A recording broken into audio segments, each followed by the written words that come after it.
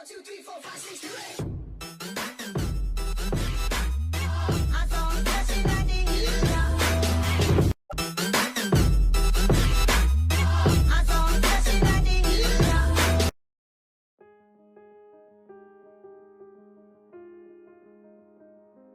ചെയ്യാൻ ഉദ്ദേശിക്കുന്നത് engineering കെമിസ്ട്രിയിലെ spectroscopy എന്ന ടോപ്പിക്കിനെ കുറിച്ചാണ്. ഈ ലെക്ചറിൽ നമ്മൾ പരിചയപ്പെടാൻ പോകുന്ന ടോപ്പിക്കുകൾ ഏതൊക്കെയാണെന്ന് നോക്കാം. Introduction to spectroscopy, absorption and emission spectroscopy, electromagnetic spectrum, Beer Lambert's law. എന്താണ് സ്പെക്ട്രോസ്കോപ്പി എന്ന് നോക്കാം. It is the analysis of electromagnetic radiation scattered, absorbed or emitted by the molecules. മോളിക്യൂൾസിനാൽ അബ്സോർബ് ചെയ്യപ്പെട്ടതോ എമിറ്റ് ചെയ്യപ്പെട്ടതോ സ്കാറ്റർ ചെയ്യപ്പെട്ടതോ ആയ റേഡിയേഷൻസിനെ കുറിച്ചുള്ള സ്റ്റഡി ആണ് സ്പെക്ട്രോസ്കോപ്പി എന്നത്. ഇനി സ്പെക്ട്രോസ്കോപ്പിയുടെ അപ്ലിക്കേഷൻസ് എന്തൊക്കെയാണെന്ന് നോക്കാം. It is one of the most advanced technique available for determination of bond length, bond angle, bond strength, atomic structure etcetera.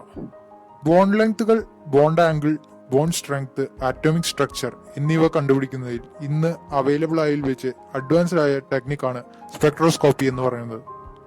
ഇനി നമുക്ക് അബ്സോർപ്ഷൻ ആൻഡ് എമിഷൻ സ്പെക്ട്രം എന്താണെന്ന് നോക്കാം.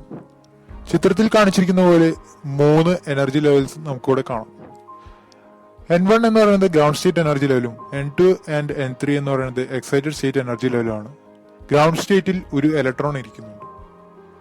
ഈ ഇലക്ട്രോണിലേക്ക് hν എനർജിയുള്ള ഒരു ഫോട്ടോൺ വന്ന് ഇമ്പാക്ട് ചെയ്യുന്നു. ഇങ്ങനെ ഒരു ഫോട്ടോൺ വന്ന് ഇമ്പാക്ട് ചെയ്യുമ്പോൾ ഈ ഇലക്ട്രോണിന് സഫീഷ്യന്റ് ആയിട്ടുള്ള എനർജി കിട്ടിയാൽ ഇത് എക്സൈറ്റഡ് സ്റ്റേറ്റിലേക്ക് ട്രാൻസിഷൻ നടത്തും.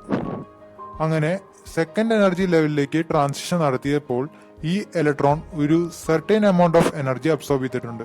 ഈ അബ്സോർബ് ചെയ്ത എനർജി കാരണം ഇവിടെ അബ്സോർപ്ഷൻ സ്പെക്ട്രം ഉണ്ടാവും. പക്ഷേ ഈ electron second energy level stable അല്ല. അത് കാരണം അത് തിരിച്ച് ട്രാൻസിഷൻ നടത്തും. അപ്പോൾ ഒരു റേഡിയേഷൻ എമിറ്റ് ചെയ്യും. ഈ റേഡിയേഷൻ നമുക്ക് കണ്ണുകളാൽ കാണാൻ കഴിയും. ഇതിനെയാണ് എമിഷൻ സ്പെക്ട്രം എന്ന് പറയുന്നത്. എന്താണ് ഇലക്ട്രോമാഗ്നറ്റിക് സ്പെക്ട്രം എന്ന് നോക്കാം.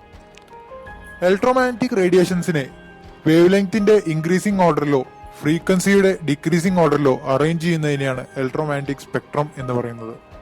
ഇനി നമുക്ക് എന്താണ് ബിയർ-ലാംബർട്ട്സ് ലോ എന്ന് നോക്കാം. The absorption of light in the visible and near ultraviolet regions by the solution is governed by Beer-Lambert's law. Suppose നിങ്ങൾ ഒരു സൊല്യൂഷൻ ടെസ്റ്റ് ട്യൂബിൽ എടുത്തിട്ടുണ്ട് എന്ന് വിചാരിക്കുക. ഇതിലൂടെ നമ്മൾ ബ്രൈറ്റ് ലൈറ്റ് പാസ് ചെയ്യുകയാണ്. ടെസ്റ്റ് ട്യൂബിലൂടെ ലൈറ്റ് പാസ് ചെയ്യുമ്പോൾ സൊല്യൂഷനിലെ പാർട്ടിക്കിൾസ് ലൈറ്റ് റേസ് അബ്സോർബ് ചെയ്യുന്നു. അതുകൊണ്ട് തന്നെ ടെസ്റ്റ് ട്യൂബിൽ നിന്നും പുറത്തു വരുന്ന ലൈറ്റിന്റെ ഇന്റൻസിറ്റി ആദ്യത്തെക്കാളും കുറവായിരിക്കും. ഇതിനെപ്പറ്റി വിശദീകരിക്കുന്ന ലോയാണ് ബിയർ-ലാംബർട്ട്സ് ലോ. ലൈറ്റിന്റെ അബ്സോർപ്ഷൻ ടെസ്റ്റ് ട്യൂബിന്റെ തിക്നെസിനെയും സൊല്യൂഷന്റെ അളവിനെയും ഡിപ്പെൻഡ് ചെയ്യുന്നു. ബിയർ-ലാംബർട്ട്സ് ലോയുടെ എക്സ്പ്രഷനെ പരിചയപ്പെടാം. A = log to the base 10 I0/I = εLC. I0 എന്ന് പറഞ്ഞാൽ intensity of incident light, I എന്ന് പറഞ്ഞാൽ intensity of transmitted light, C എന്ന് പറഞ്ഞാൽ concentration of solute in moles per litre, L എന്ന് പറഞ്ഞാൽ സെൽ പാത്ത്, എപ്സിലോൺ എന്ന് പറഞ്ഞാൽ മോളാർ എക്സ്റ്റിങ്ഷൻ കോഎഫിഷ്യന്റ്, A എന്ന് പറഞ്ഞാൽ absorbance. Application of Beer Lambert's law. Beer Lambert's law ഒരു സബ്സ്റ്റൻസിന്റെ ഐഡന്റിഫിക്കേഷന് നമുക്ക് ഉപയോഗിക്കാം. ഫിഗർ A സൂചിപ്പിക്കുന്നത് പോലെ അബ്സോർബൻസും വേവ് ലെങ്തും തമ്മിലുള്ള ഗ്രാഫാണ് നമുക്ക് ഇതിന് സഹായിക്കുന്നത്. രണ്ടാമത്തെ യൂസ് എന്താണെന്ന് വെച്ചാൽ അബ്സോർബൻസ് സ്പീഷിയുടെ കോൺസെൻട്രേഷൻ നമുക്ക് കാണാൻ സാധിക്കും. ഇത് നമുക്ക് ഫിഗർ ബിയിലാണ് മനസ്സിലാവുന്നത്. അബ്സോർബൻസും കോൺസെൻട്രേഷനും തമ്മിലുള്ള ഗ്രാഫാണ് നമ്മളെ ഇതിന് സഹായിക്കുന്നത്. ബിയർ-ലാംബർട്ട്സ് ലോയിന് ചില ലിമിറ്റേഷൻസും ഉണ്ട്. എന്തൊക്കെയാണ് അതെന്ന് നോക്കാം.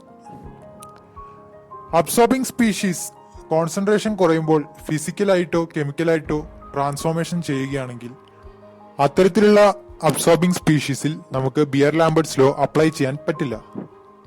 രണ്ടാമത്തെ ലിമിറ്റേഷൻ എന്താണെന്ന് വെച്ചാൽ ആക്യുറേറ്റ് ആയിട്ട് റിസൾട്ടുകൾ കിട്ടണമെങ്കിൽ അബ്സോർബിംഗ് സ്പീഷീസ് സൊല്യൂഷനിൽ ഫൈനായും യൂണിഫോമായും സ്പ്രെഡ് ചെയ്തിരിക്കണം.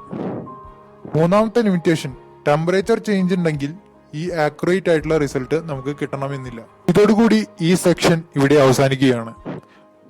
തുടർന്നും ഞങ്ങളുടെ ലെക്ചറുകൾ കാണുവാൻ വേണ്ടി ഞങ്ങളുടെ ചാനൽ സബ്സ്ക്രൈബ് ചെയ്യുക. നിങ്ങൾക്ക് കൃത്യമായി നോട്ടിഫിക്കേഷൻസ് ലഭിക്കുന്നതാണ്.